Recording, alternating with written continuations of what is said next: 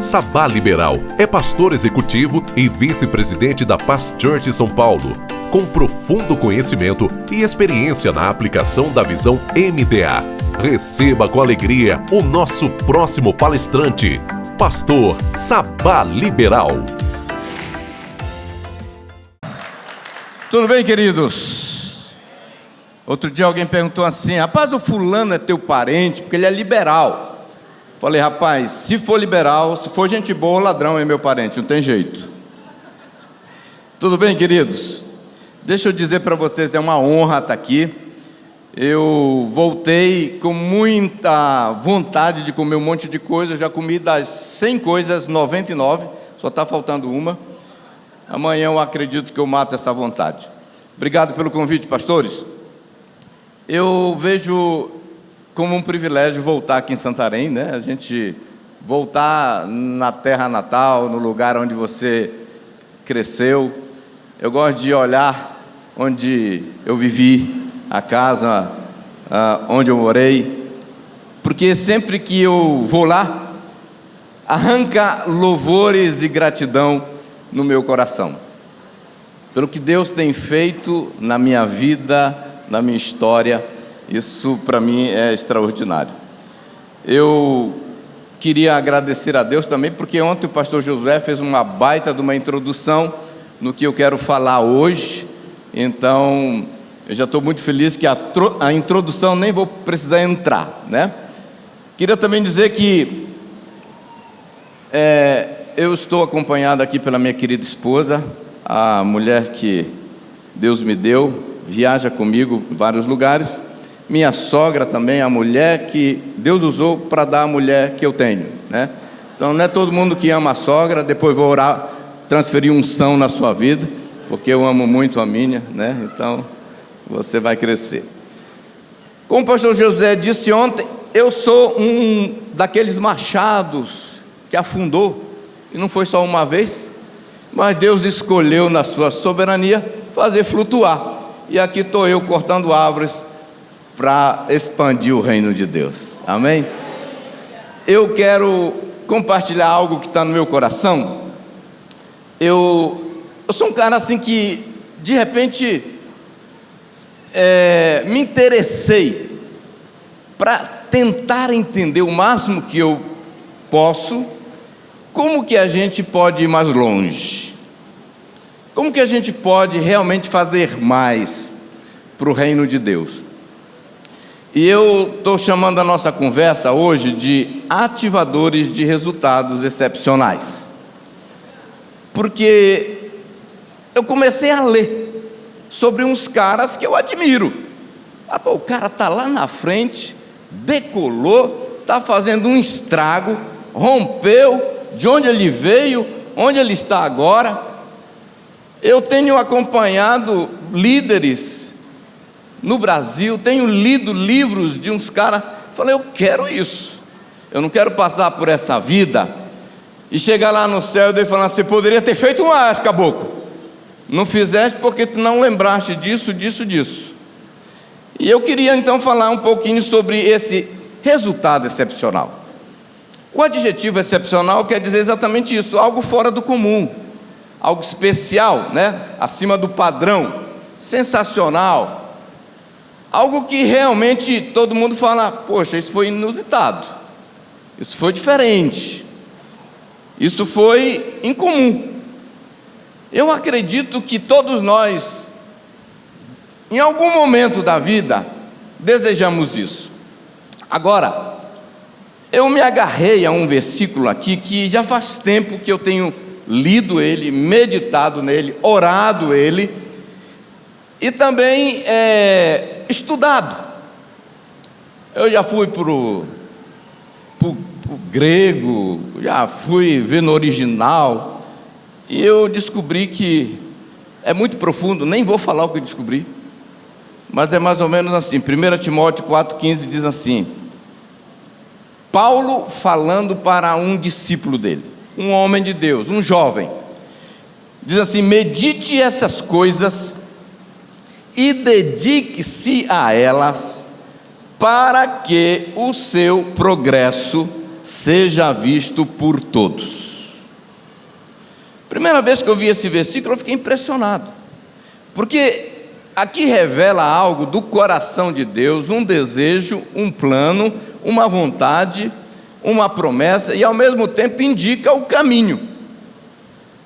Deus quer que o nosso avanço, o nosso progresso, os nossos resultados, as nossas conquistas sejam extraordinárias, ao ponto de chamar a atenção, ao ponto de ser visto.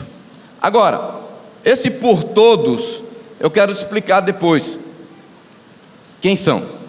Agora, eu acredito que não importa quem você é, onde você nasceu, quem são seus pais, que tipo de família é a sua, o que você está fazendo agora, se você acreditar que é possível aplicar esses princípios na sua vida, eu acredito que você, com certeza, vai obter resultados mais extraordinários do que você já tem conseguido. Eu acredito mesmo.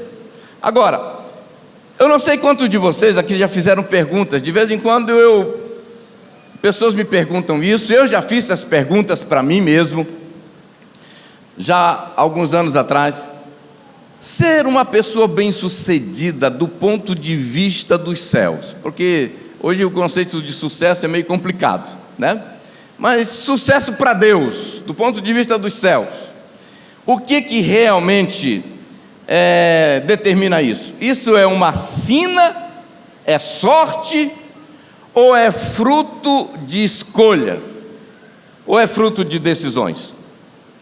Esse nível de conquista de uma pessoa é o destino, a sina cumprindo o seu papel, ou realmente aquela pessoa fez por onde? É muito interessante essas perguntas. Esse nível de realização que as pessoas conseguem. A gente olha para algumas pessoas e fala: rapaz, como é que ele chegou lá? Isso daí foi o quê? Foi só Deus que escolheu abençoá-lo? Ou a pessoa fez alguma coisa? Isso tem a ver com decisões? Ou simplesmente ela está cumprindo o destino? Eu comecei a me perguntar: será que Deus criou uns para ser padre e outros para padecer? Será que Deus criou uns para experimentar coisas maravilhosas e os outros só ficar olhando e falar: ah, se eu tivesse? Agora, a pergunta é: Deus nos dá liberdade de chegar aonde nós quisermos, ou Ele determina até onde eu posso ir? São perguntas importantes, né? Eu posso ir mais longe? Ou Deus falou: daqui você não passa, camarada, porque eu determinei que você vai ficar nesse nível? E eu tenho pensado nisso, quando eu penso sobre a minha vida, quando eu penso sobre algumas pessoas, e eu começo a tentar entender, buscar Deus. Eu não sei quantos de vocês se importam tanto em realizar mais nos resultados, ao ponto de fazer essas perguntas. Fala: pastor, eu nunca nem perdi tempo fazendo essas perguntas para mim mesmo. Beleza, eu tenho me preocupado tanto com o resultado que eu tenho feito. Eu tenho procurado achar respostas para isso. Agora, eu gostaria de me debruçar um pouquinho sobre o que eu tenho descoberto, nesse período de busca e tentando entender algumas dessas coisas. Eu tenho descoberto que sim, as nossas escolhas afetam os nossos resultados. Eu tenho descoberto que os níveis de conquista que uma pessoa alcança, tem a ver com as decisões que ela faz. Porque se a gente colocar tudo isso na conta de Deus, Deus seria injusto. Por que alguns chegam lá e outros não? Aí nós teríamos que pedir o impeachment, né? Não dá.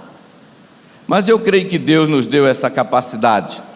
Então, as verdades que eu quero compartilhar hoje com você, na minha opinião, influencia muito, determina muito esse nível de conquista na nossa vida. Então, primeira coisa, resultados relevantes não é sorte, é uma questão de escolha. Resultados relevantes não é sorte, é uma questão de escolhas. Nenhum sucesso vem por um acaso, nenhum sucesso. Isso é fato na minha vida, na sua vida e na vida de qualquer pessoa que você conhece. Agora, outra coisa que eu estou convencido é que sim, as nossas decisões, elas determinam os nossos resultados. Quando Timóteo recebe a carta de Paulo e ele diz, olha, medita nessas coisas, Paulo já está dizendo que o dever de casa dele. Paulo já está mostrando que tem a ver com o que ele vai fazer. Medita nessas coisas e dedique-se a elas, para que o seu progresso seja manifesto a todos. Então Paulo já está mostrando. Note que progresso aqui é sinônimo de dedique-se e medite. Tem um trabalho aí. Então eu acredito que quando alguém afirma assim, eu valorizo muito, eu queria muito chegar lá, mas a gente não vê essa dedicação, a gente não vê aquele esforço, você não vê aquela pegada, como a gente fala assim, pegar o boi pelo chifre, eu tenho dificuldade de acreditar que essa pessoa quer muito, porque muitos querem resultados extraordinários, mas sem ação. Eu ouvi uma vez uma frase que me chamou a atenção, que diz, intenção, desejo sem ação é ilusão, e nós não podemos viver na ilusão, nós temos que agir, porque quando se age, tem resultado. Agora, outra coisa que eu tenho aprendido, todo sucesso na vida de uma pessoa que teme a Deus, sempre será fruto do agir de Deus, da graça de Deus, do favor de Deus e do agir do homem. Isso é fato. Toda conquista significativa na vida de alguém, certamente tem o agir de Deus, mas com certeza também tem o agir do homem. Todo sucesso na vida sempre será fruto da somatória dessas duas forças, sempre da ação do homem e do agir de Deus, do esforço do homem e da graça de Deus. Não adianta a gente pensar, se Deus quiser. Eu lembro uma vez conversando com um cara, falando com ele, porque a mulher dele me procurou, que ele estava com umas 2 amantes, eu fui falar com ele, e eu falei, cara, você tem que parar com isso. Ele falou, eu já falei para Deus, se Deus quiser me transformar, aqui estou. Tipo assim, se Deus não me transformar, a culpa é dele, Então, tem coisas que não dá para acreditar, mas é importante se lembrar que graça mais obediência, mais eu fazer o meu dever de casa, vai redundar em conquistas, realizações. E é claro que o meu foco aqui não é o que Deus vai fazer, quão graça Ele vai derramar sobre a sua vida. Nós vamos conversar sobre o nosso dever de casa, o que nós precisamos fazer, porque Deus é fiel, Ele vai fazer a parte dele. O nível de graça, de unção, de favor vai vir, porque Ele é fiel, Ele não é ocioso e irresponsável com a parte que lhe cabe. Agora, nós precisamos verificar como está a nossa vida. Por quê? O trabalho, ela não anula a graça, e a graça não menospreza o trabalho, para que a gente possa alcançar aquele resultado.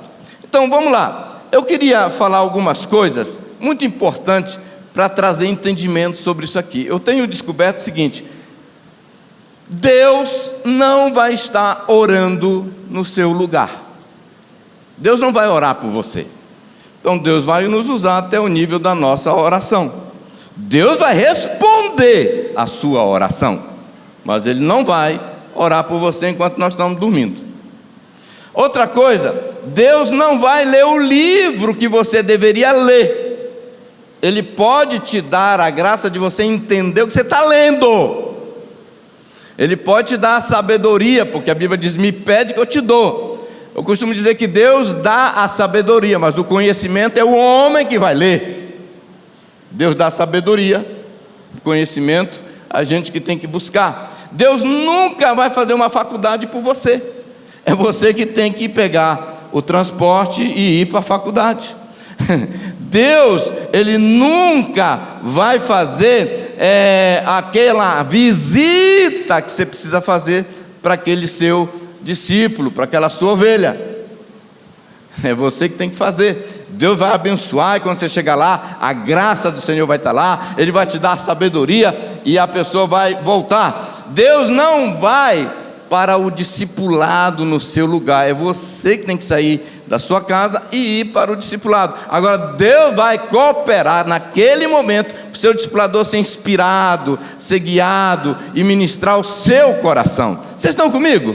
Isso é muito importante. Agora, Deus também não vai fazer aquilo que eu vou compartilhar com você no seu lugar.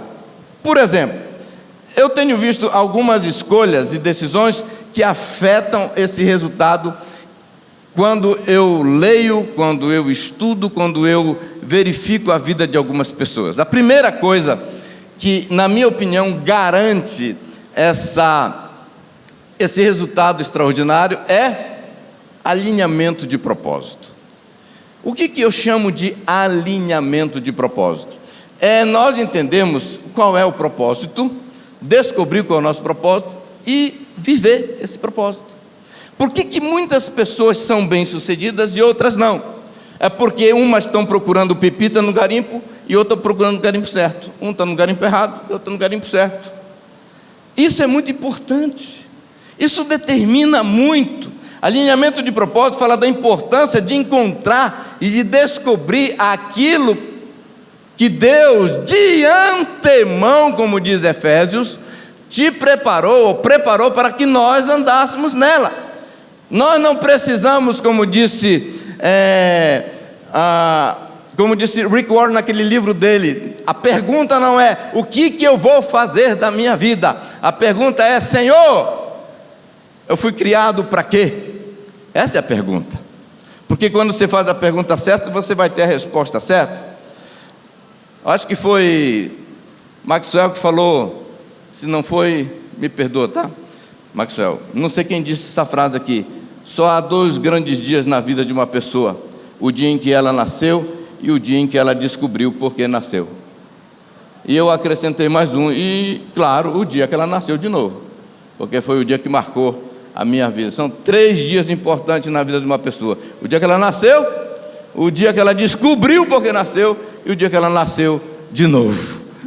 Amém? Agora, a gente encontra pessoas que estão aí, um mês ele quer ser pedreiro, outro mês ele quer ser vendedor de sorvete, um dia ele quer ser isso, e aí ele passa 50 anos, você encontra com ele e fala: e aí, cara, já descobriu? Rapaz, ainda estou tentando descobrir. 50 anos. Olha, é complicado, quanto mais cedo você descobre, melhor. As pessoas riem até hoje quando eu digo que eu já fui ministro de louvor. As pessoas riem até hoje quando eu digo que eu já toquei guitarra no palco, que eu já toquei bateria. E assim, ela ri. Mas graças a Deus que eu entendi que não era isso. Porque imagina eu aqui no lugar do Fanuel. Ia ser muito complicado. E eu quero hoje te estimular a descobrir o motivo por que você nasceu, porque isso vai determinar muito.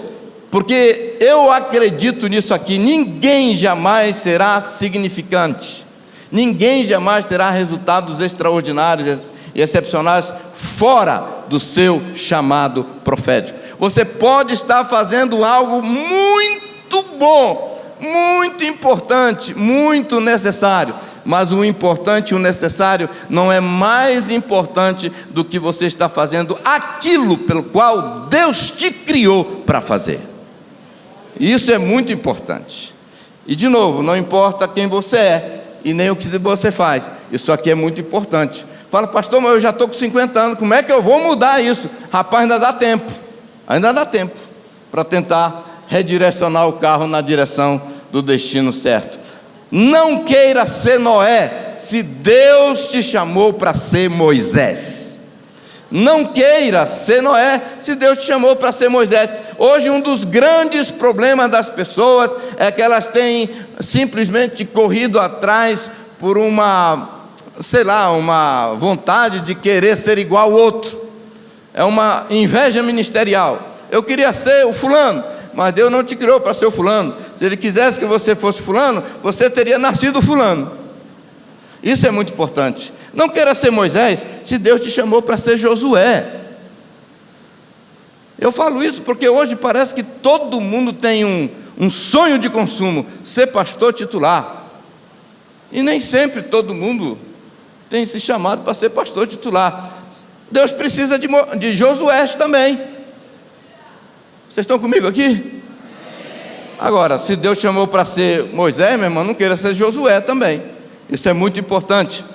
Você não será relevante como construtor de arcas, se Deus te chamou para ser libertador de Israel. Nós precisamos entender isso, porque o que torna esses caras relevantes é exatamente porque eles fizeram o que Deus criou eles para fazer. Agora, alinhar com seu propósito é entender que o desígnio de Deus também não tem a ver só com o que, mas o onde. Eu estou convencido, já li muito sobre isso, eu estou convencido que o onde de Deus é muito importante para as coisas darem certo. Tem gente que se apega demais, não quer deixar a barra da mamãe, não quer sair, não quer ir, não quer deixar a parentela e vai para uma terra que eu te mostrarei. Deus tem um propósito, o propósito de Deus tem um onde para a tua vida, tem um onde para a minha vida. Nós precisamos, eu sempre falo, eu não quero ficar um dia mais no lugar errado, porque o melhor lugar de Deus, o X da vontade de Deus, é o melhor lugar para a minha vida e para a sua vida. Isso é muito importante. Todos nós fomos criados para resolver um problema. Nós temos dons e talentos para resolver problemas, então nós precisamos estar perto do problema. Quando Moisés fugiu do lugar, da geografia, onde estava o problema que ele foi criado e salvo para resolver, ele teve problema. Deus teve que, para Moisés viver o propósito dele, teve que trazer, estar num lugar confortável, casado, cuidando lá das ovelhas. Mas ele não foi criado para ser pastor de ovelha, ele foi criado para ser libertador de escravos. E Deus teve que trazer ele para o onde dele, para poder resolver o problema pelo qual ele foi criado. Deus nos criou para resolver um problema, então nós temos que estar perto desse problema, morar perto do problema, para poder ser a resposta para aquele problema. Agora, a nossa relevância tem a ver com soluções de problemas. O que faz um homem, uma mulher ser significativo? É quando ele está resolvendo o problema pelo qual Deus dotou, capacitou, desenhou ele para resolver.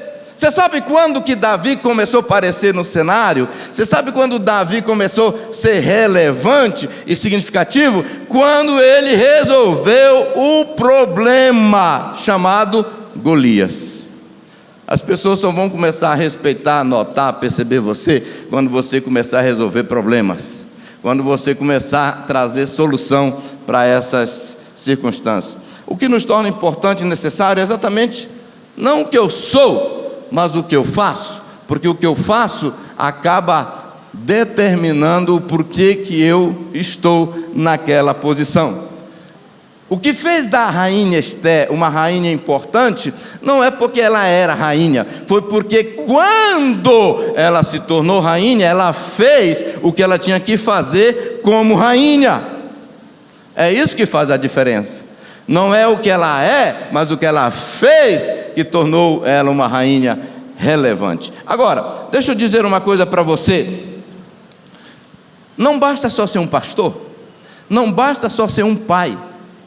Não é o título não é a função, mas é as ações correspondentes àquele papel que vai fazer de você uma pessoa com resultado extraordinário. Pessoas não sentirão falta do seu título, pessoas sentirão falta das suas ações, das suas obras, aquilo que você fez.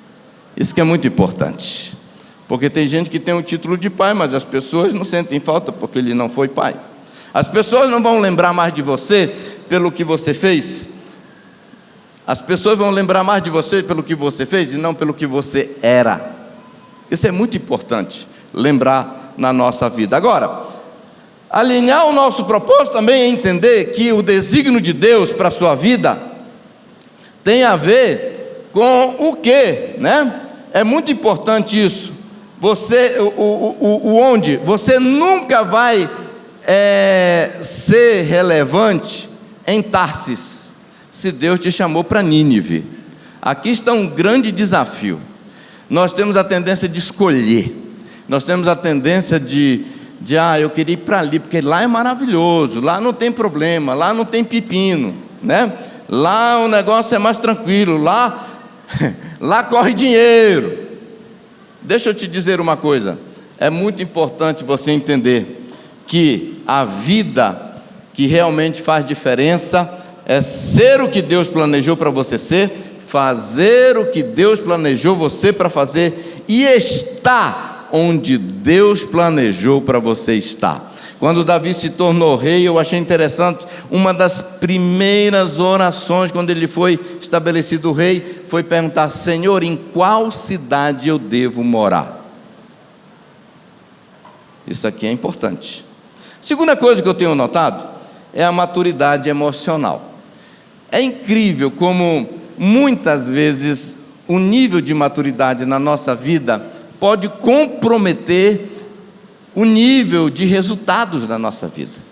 E eu estou falando por experiência. Pensa num cara que atrasou para dedéu o que Deus queria na minha vida por causa de imaturidade emocional.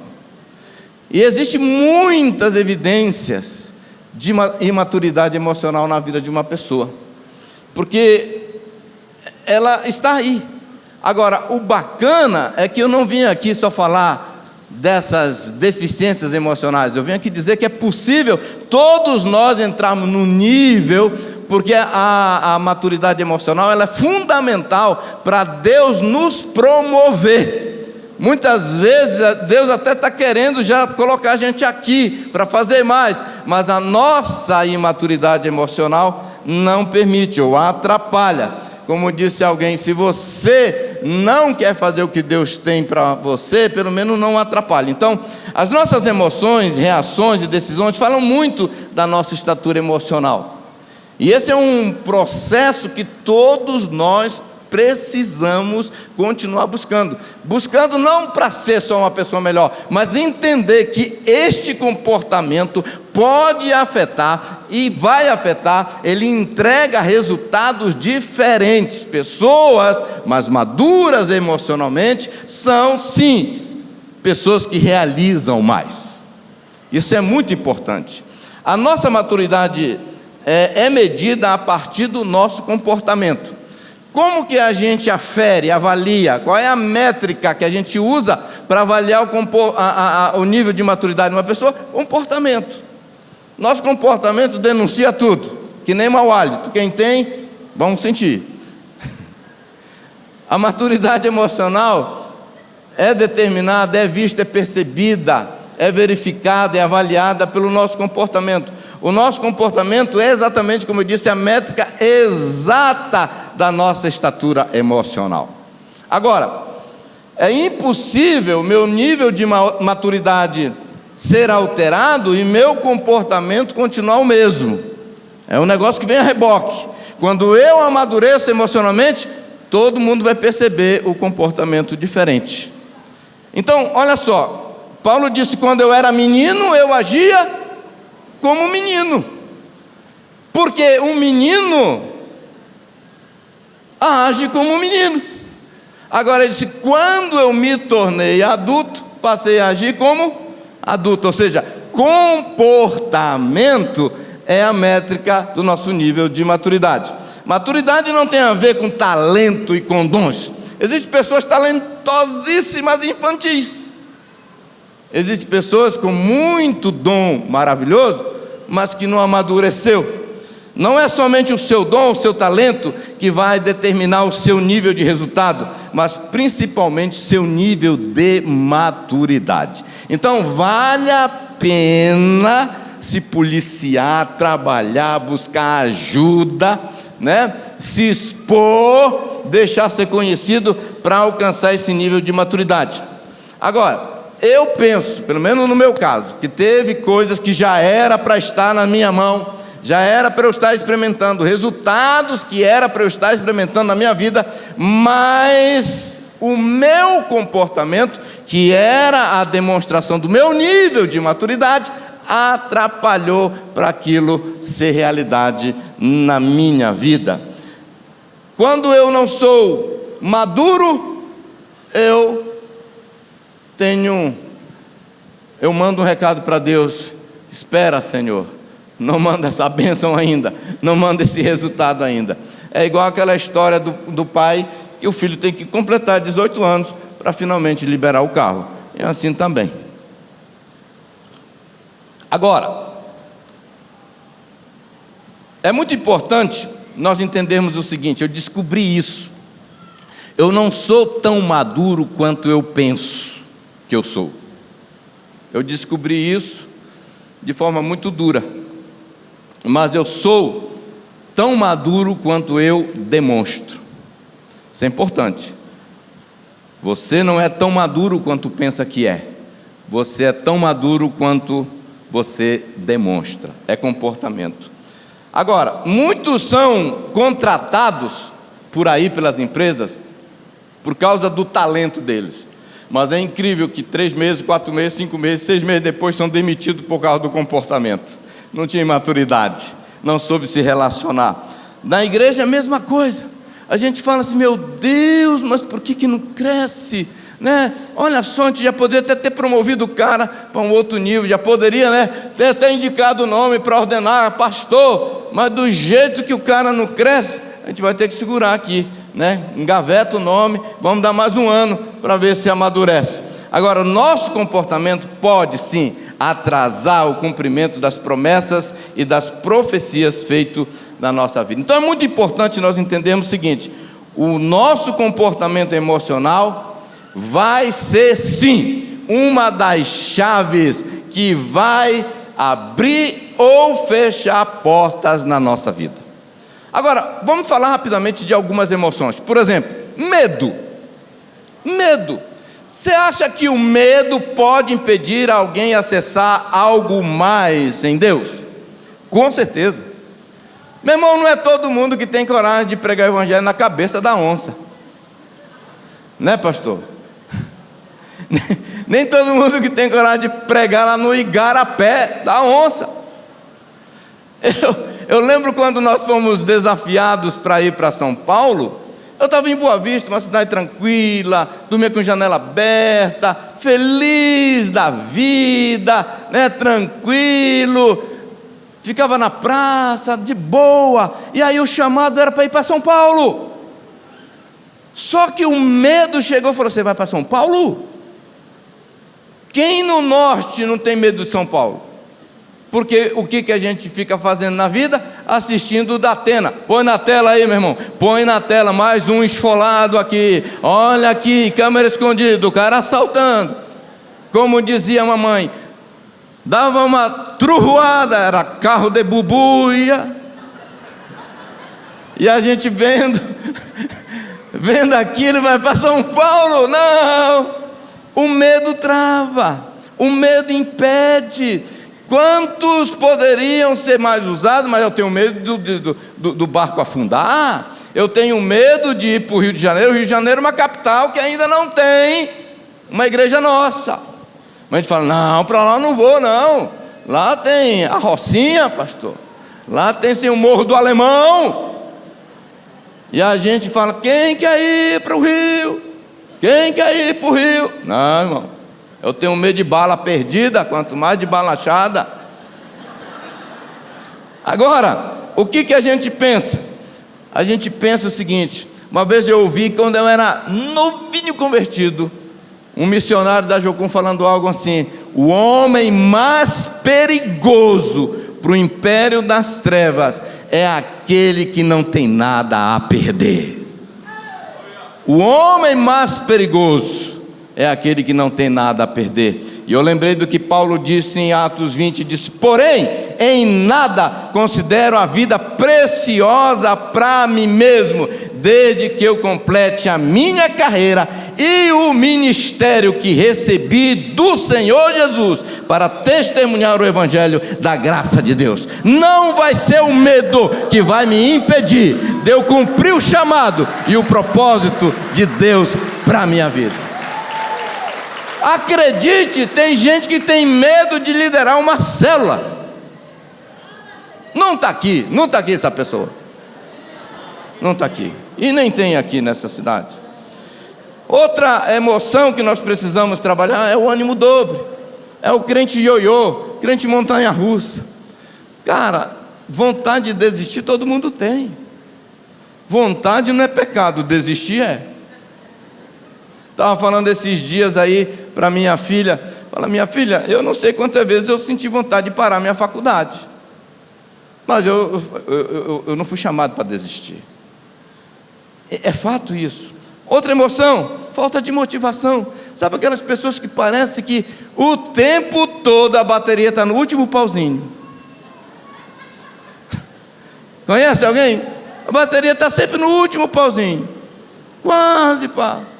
E a mensagem: bateria fraca, bateria fraca. Meu irmão, nós temos motivo de só para andar acesos, animado. Tem que trabalhar isso, porque senão isso limita o seu nível de resultado. Tem que trabalhar a ira. Meu irmão, um líder, seja em qualquer área, seja na empresa, seja na igreja, no ministério, se você for uma pessoa irada, você compromete sim. Aquele cara que, eu lembro quando eu dava umas burdoadas na igreja, dizia: a unção profética estava sobre mim. Não era unção profética, estava mais para endemoniado do que para profecia o negócio. Deixa eu te dizer uma coisa, nós temos que rever isso. Culpa.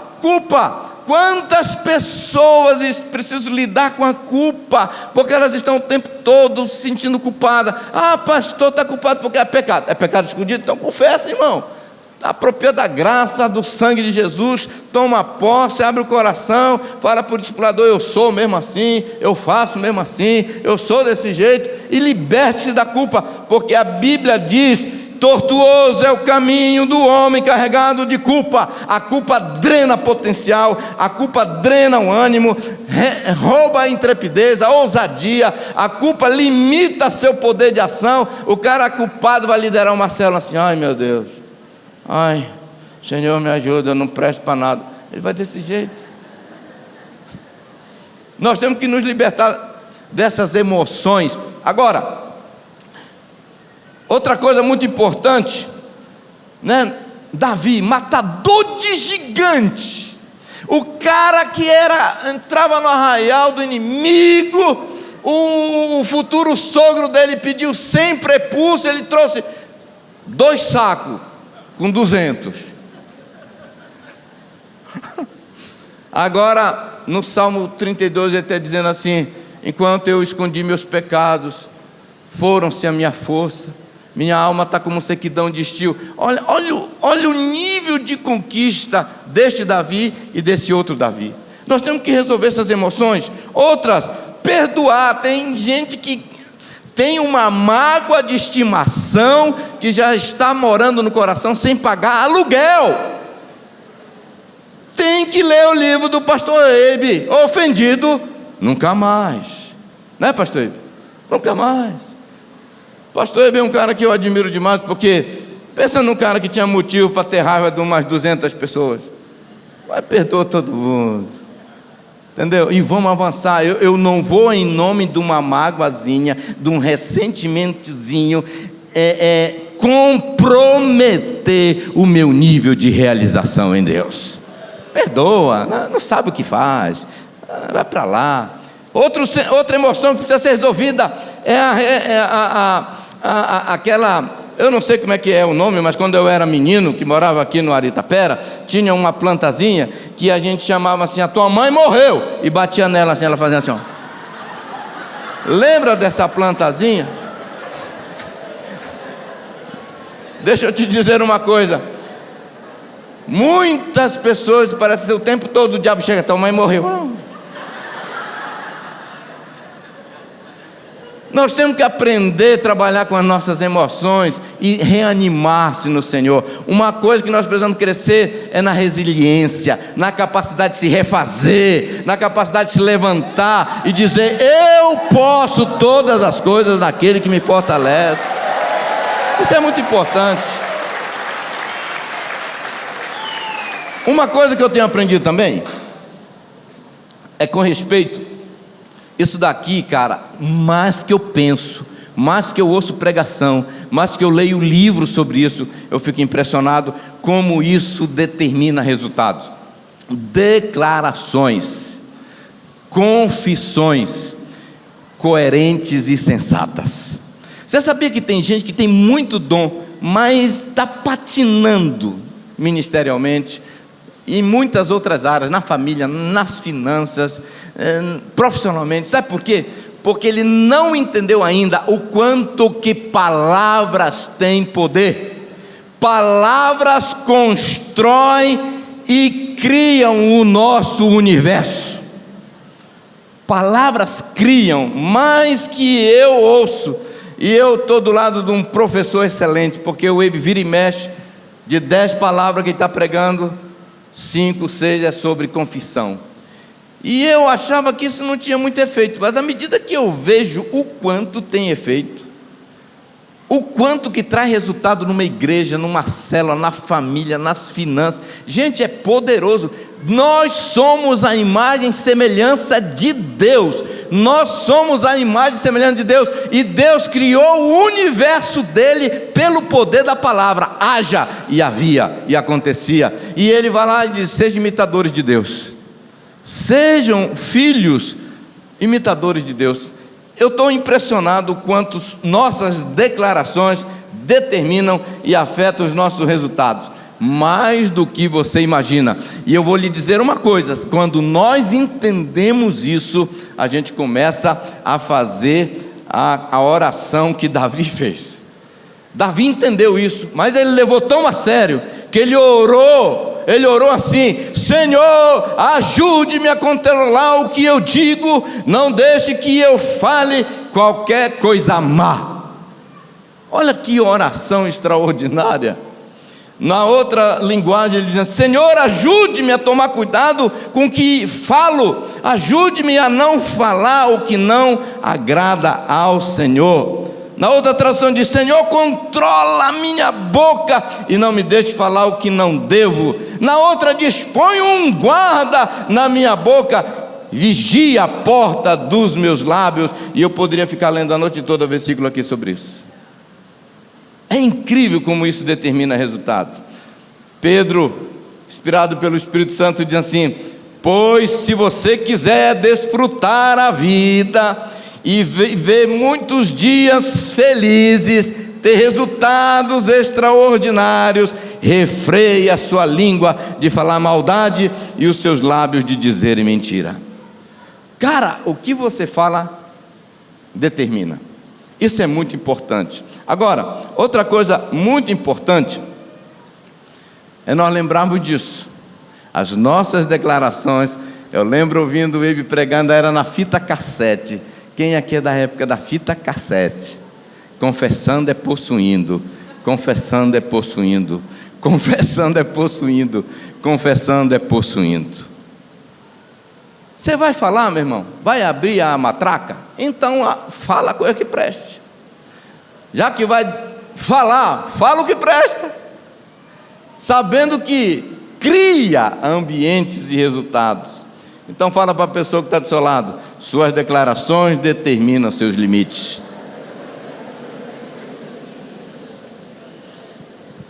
A outra coisa que eu queria compartilhar com você, de novo, quando eu comecei a ver a vida de Jesus, a vida de Paulo, a vida do pastor Eibe, a vida de outros homens que eu admiro, tanto os que estão vivos como os que já morreram, eu comecei a perceber essas características, como Paulo disse para Timóteo: medita nessas coisas e nelas ser diligente, ser cuidadoso, leva a sério. Para quê? Para que o teu progresso seja manifesto, para que o teu progresso chame a atenção de todos.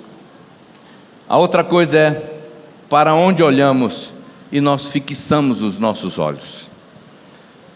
Sabe, todos nós temos, ou deveríamos ter, um olhar, um rumo, para onde você quer ir. É comprovado cientificamente que aquelas imagens, né? Aquilo que você fixa na sua imaginação, nesse olhar extrafísico, define o nosso imaginário. Aquilo que você olha define o nosso imaginário, e o nosso imaginário define resultados. Você pensa que Deus fez aquele negócio com Abraão, de chama para fora, olha para as estrelas do céu, olha para as estrelas, olha para as areias do mar? Você acha que Deus fez aquilo só porque não tinha o que fazer? Aquilo era fundamental. Aquilo era fundamental para Abraão experimentar os resultados na vida dele que Deus estava preparando. Isso foi fundamental. A decisão para onde olhamos e o que enxergamos é nossa. É muito importante qual é a linha de chegada que você imagina, aonde que você imagina estar, qual é o olhar que você tem. Pensa que foi por um acaso que Deus pede para Moisés: sobe no monte e olha para o extremo A, para o extremo B, visualiza a terra, imagina, não apenas uma imaginação, mas vislumbra o que você vai alcançar e acessar. Isso é muito importante. Líderes, irmãos preciosos, pastores, você não pode ser uma folha seca que fala: para onde o vento der, para lá eu vou. Você tem que ter um rumo, você tem que ter uma linha de chegada, você tem que ter um lugar onde você fixa os olhos, você tem que estar olhando aquilo que você acredita que é para lá que você vai. Isso é importante. Nós não podemos viver à toa. Eu costumo dizer que pior do que ser um ateu é ser à toa. É aquele cara que fala assim: para onde você vai? Para onde a vida me levar? A vida leva eu, a vida me leva eu. Paulo disse assim: porque vivemos por fé e não pelo que vemos. Existe um poder de olhar pela ótica correta e para as coisas corretas, e Deus está nos chamando hoje. Sonhe, peça o que você quer, visualize o que você quer e corra para cima disso, porque é o que Deus quer nos dar. Não supervalorize as circunstâncias contrárias. Tem gente que tem um dom de concentrar no defeito, no desafio, no problema, na muralha, no gigante. Enquanto nós ficarmos olhando para essas coisas, nós vamos ampliar o tamanho desses desafios e vamos passar batido sobre aquilo que Deus quer que você sonhe.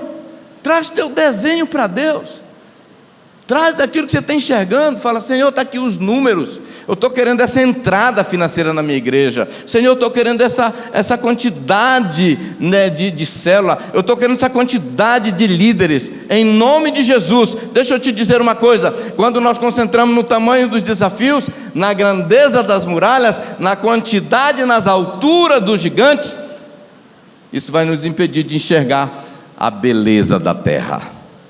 Deus tem algo extraordinário. Se nós fixarmos nos desafios, isso vai impedir de nós vermos a terra, onde mana leite e mel.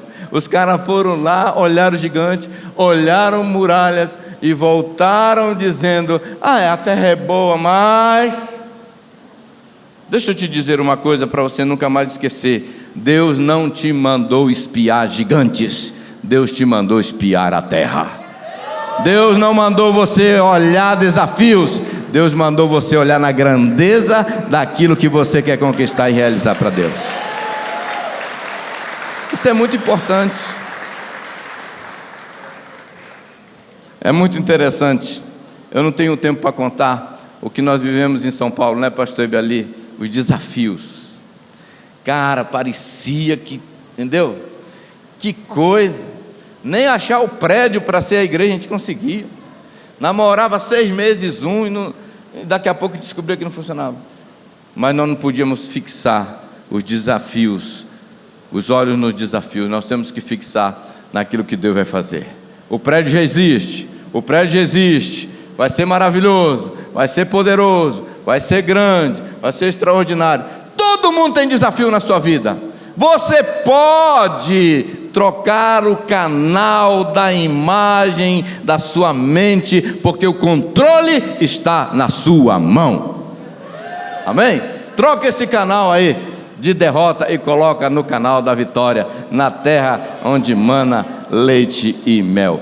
Como só me deram 2 horas, eu já vou parar por aqui. Mas eu queria só que você soubesse, Deus está querendo que você chegue mais longe. Deus está querendo que você realize mais. Agora alguém me perguntou, pastor, mas por que eu tenho que ter essa ganância, essa cobiça de ter resultados extraordinários? Sabe por quê? Porque os resultados extraordinários glorificam a Deus. A Bíblia diz, nisto é glorificado meu Pai, em que vocês deem muito quer dizer, acima da média, mais do que o normal. Deus é glorificado quando você vai numa força que todo mundo, como diz o pastor Josué, todo mundo vai saber que não foi só porque você fez o seu dever de casa, porque quando você faz o seu dever de casa e a graça de Deus vem, todo mundo vai saber que aquele resultado que você experimentou não é por causa de você, é acima do que você poderia fazer, porque aquilo que o Sabá dá conta de fazer, glorifica a Deus. O que glorifica a Deus é aquilo que passa da minha capacidade de fazer. Então faça o seu dever de casa, que isso atrai a graça e o favor de Deus, porque Deus é fiel, Ele vai fazer a parte dele. E aí todo mundo que te vê vai dizer, rapaz, quem te viu, quem te vê, o Senhor é contigo por onde você anda. Amém? Que Deus possa te abençoar, inspirar você para crer que você pode mais do que você acha que você pode. Em nome de Jesus, obrigado e Deus abençoe.